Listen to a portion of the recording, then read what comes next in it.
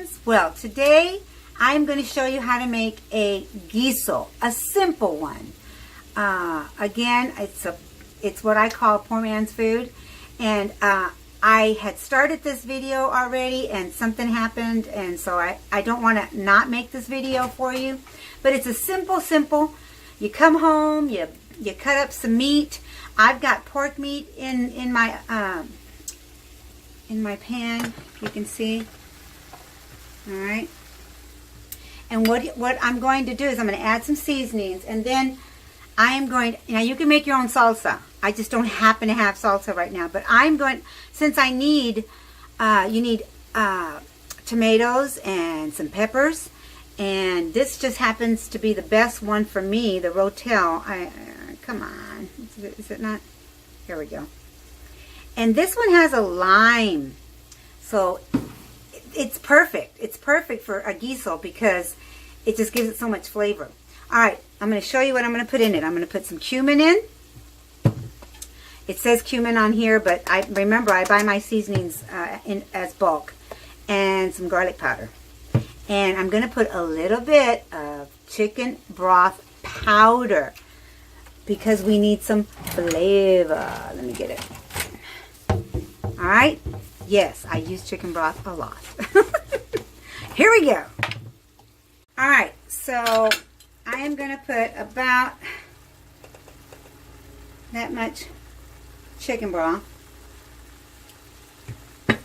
We're going to do the same with the cumin.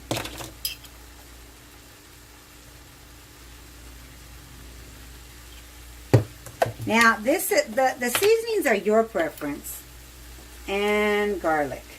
Now, seasonings do have carbs. So, if you're really doing your macros, then you got to work those in. I am basically just going to make a guiso. We've been at doctor's appointments all day today, and this is what my husband wanted today.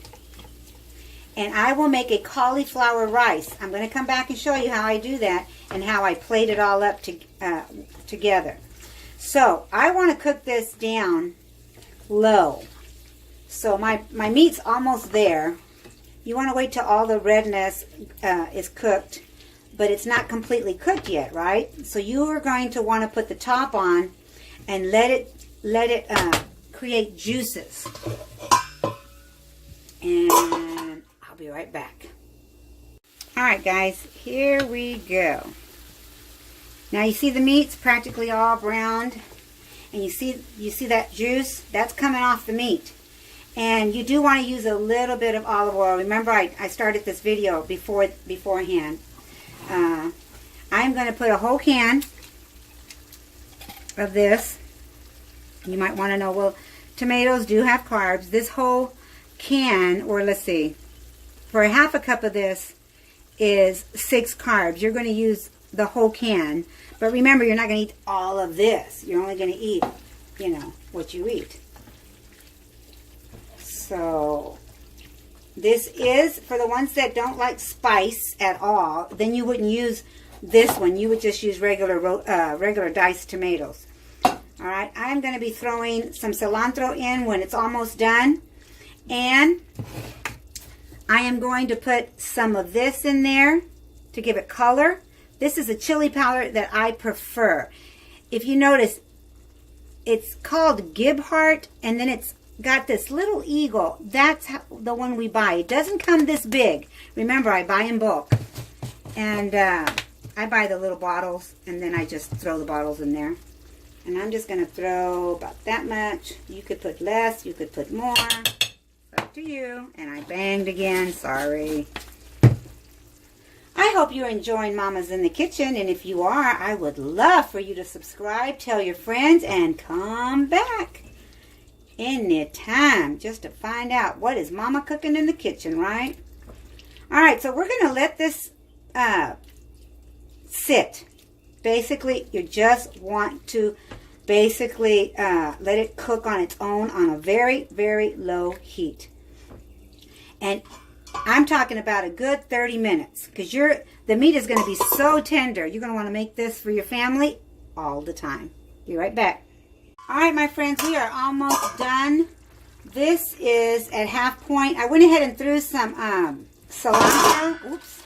Cilantro. I freeze mine, and I just add it to my dishes as we go along because cilantro can go bad really quick. So I like bringing it home, cutting it up, and putting it in the freezer.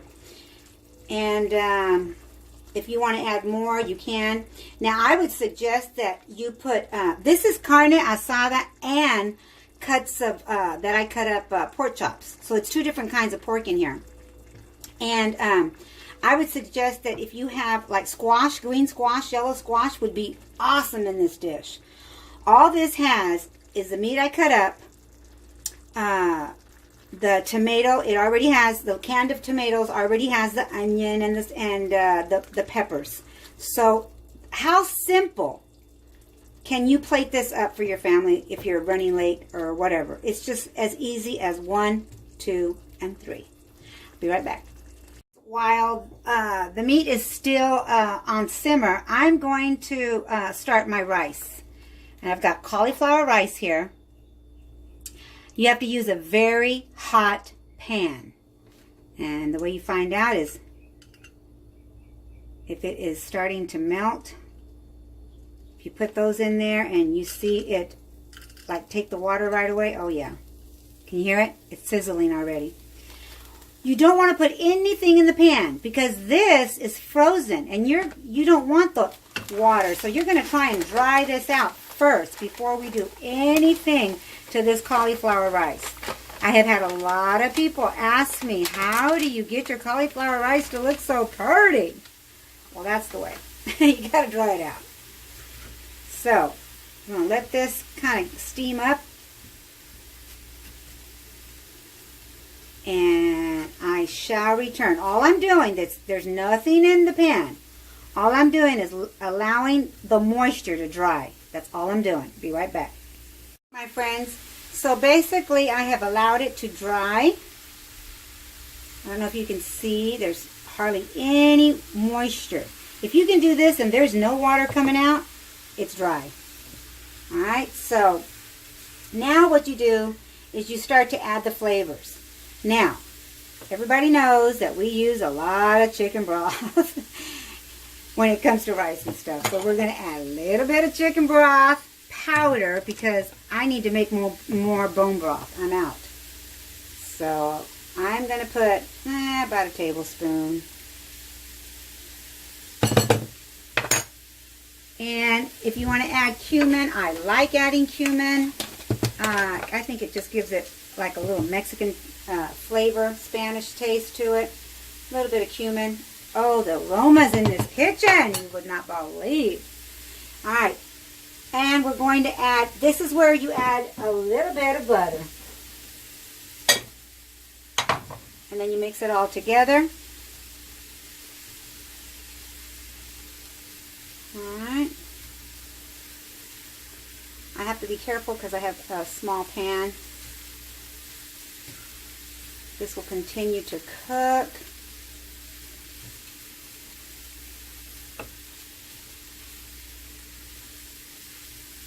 Starting to see those colors that you like in Spanish rice.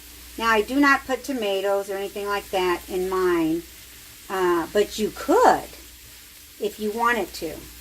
But because my Gezzo already has, and Gezzo, all it means is stew.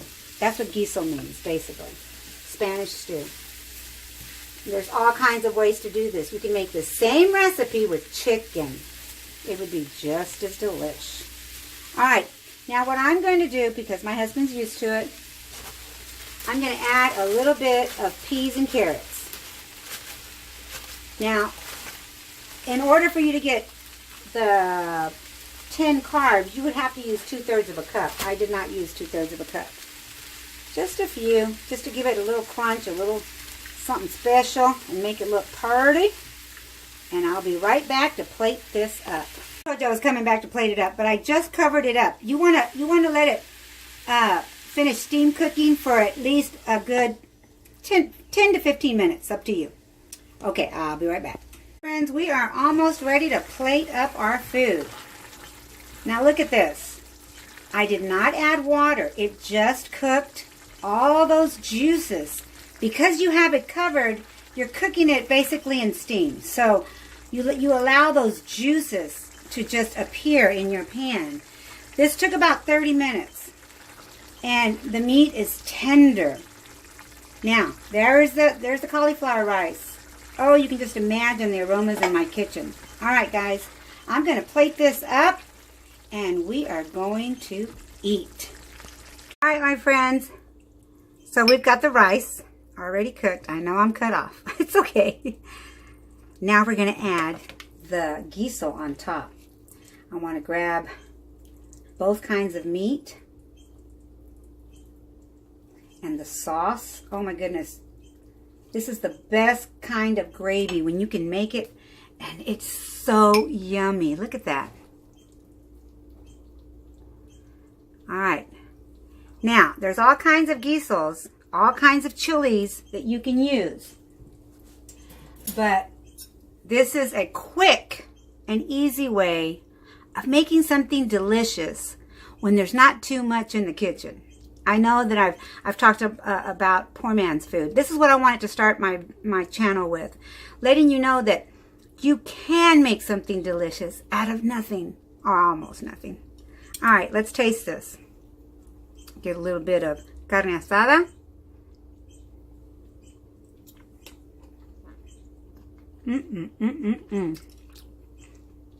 Mama has done it again. I want you to see the piece of pork. It's literally so tender.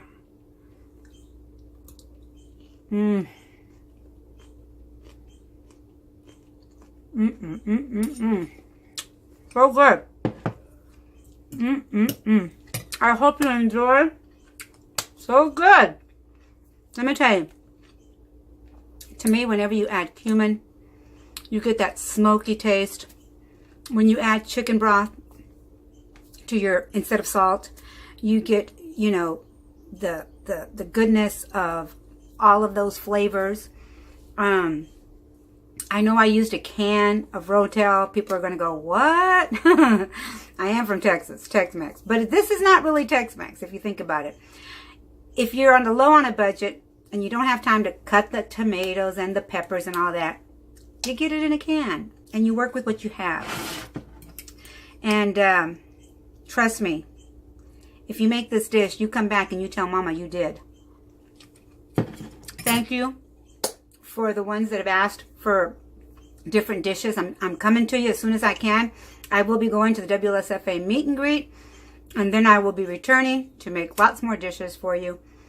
I want to shout out my daughter, Sada, and her fiance, James, native James, and say thank you to all the people that are subscribing. Thank you so much to mi raza. I love you all. And one day we're going to have a cookout and Mama's going to cook something for you. I love you, and I'll see you when I see you. And thanks, my sister from another Mr. Armida Parker, for wanting this dish made. Talk to you soon. Bye, guys. Enjoy.